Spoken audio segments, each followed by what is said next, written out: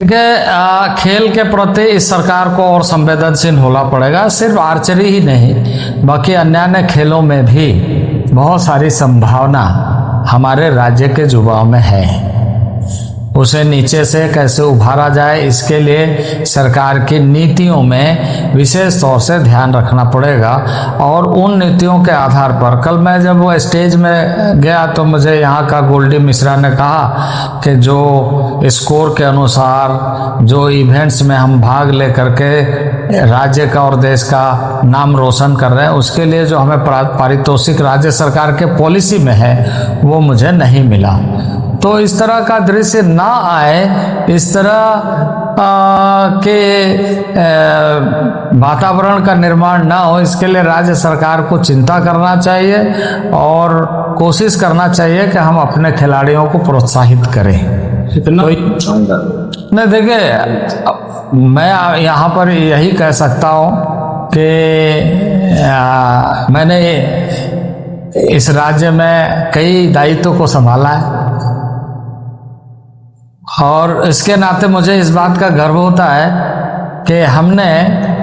राष्ट्रीय खेल का आयोजन के लिए जो आधारभूत संरचना था बहुत बेहतर बनाया। राष्ट्रीय खेल का आयोजन बहुत बेहतर ढंग से कराया और राष्ट्रीय स्तर के जो खेल होते हैं, ओलंपिक का पूरा आयोजन होता है, उसके पीछे उद्देश्य ये होता है कि राज्य में हमारे खिलाड़ी अच्छे ढंग से ऐसा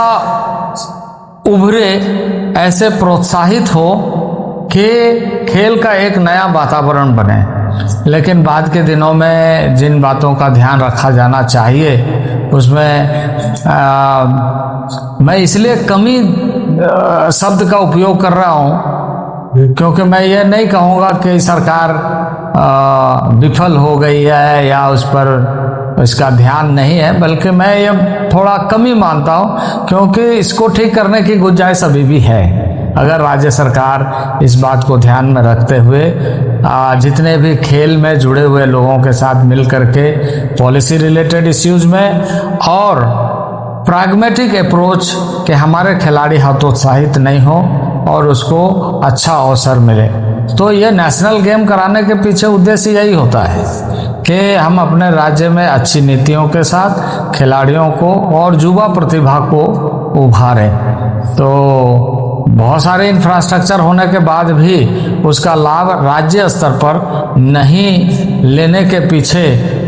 जो सरकार एक तरीके से